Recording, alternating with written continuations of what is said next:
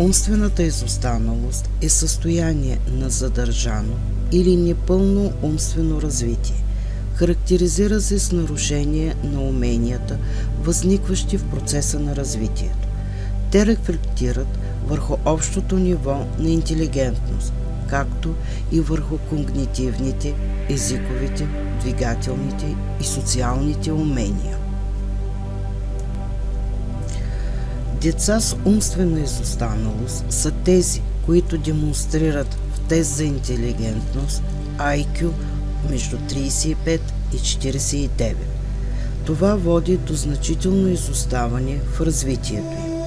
При тях обучението е затруднено, но една голяма част от тях могат да усвоят умения както за установяване на контакт, така и да имат някои постижения в обучението си. Днес се смята, че всяко дете, диагностицирано с умерена умствена изостаналост, е способно да учи, да се развива и да расте, но той изисква специална програма и специални грижи.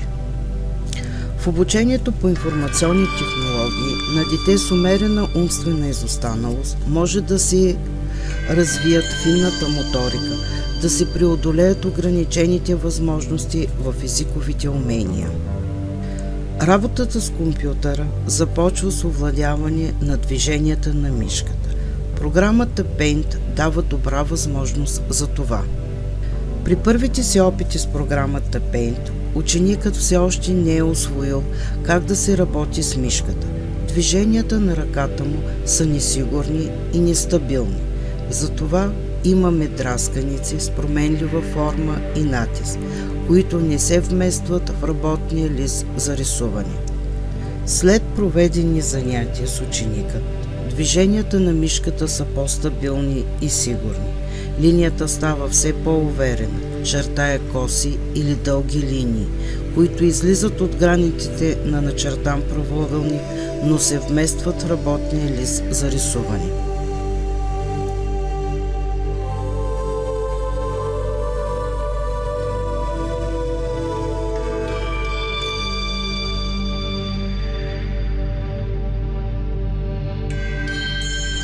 В процеса на обучение ученикът започва да рисува спирали, които са по-сложни като движения и те са подготовка за появата на първото смислово изображение.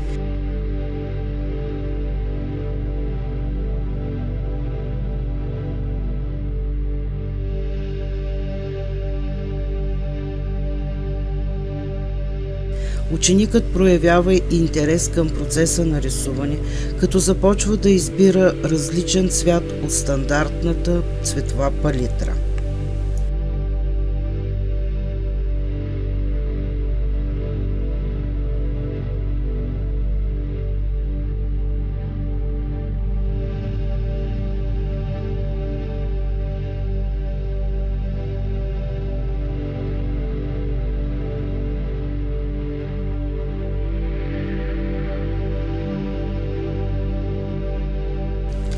На стандартните клавиатури, които се използват в България, има две азбуки – латиница и кирилица. При двете използвани азбуки има звуци, които се изписват с една и съща буква.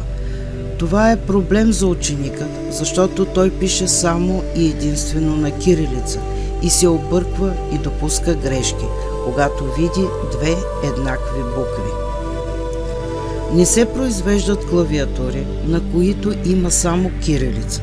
Затова в процеса на обучение се използва преработена клавиатура, на която са залепени листчета с различни цветове, с българската азбука, цифрите и функционалните бутони, за да може ученика да се ориентира и работи по-лесно и удобно. Обучението по писане е съчетано и с четене. За целта се използват картончета с картинки и надписи. Ученикът вижда картинката, разпознава я и с помощта на клавиатурата я пише, след което се прави проверка. В процеса на обучение по информационни технологии се формират умения за работа с мишка и клавиатура. С помощта на програмата Paint ученикът развива финната моторика, като това се осъществява чрез рисуване със свободна ръка в работното поле, използване на инструменти за рисуване и оцветяване. Задачите с практическа ориентация, значими за децата и тяхното ежедневие. С помощта на преработената клавиатура, ученикът формира знания и умения за въвеждане на текст, препинателни знаци, нов ред. По този начин се осъществява междупредметна връзка с български език и литература, овладяване на четенето и писането като необходима предпоставка за езиковото обучение. Днес, за съжаление, голяма част от хората с увреждания са отхвърлени от обществото. Техните души са смразени и потресени от безсърдечието на живота. Те жадуват за любов, приятелство и подкрепа. Затова трябва да стоплим сърцата им с грижа и внимание, да внесем в душите им светлината на любовта, да ги припознаем за човеци и те ще познаят радостта и щастието.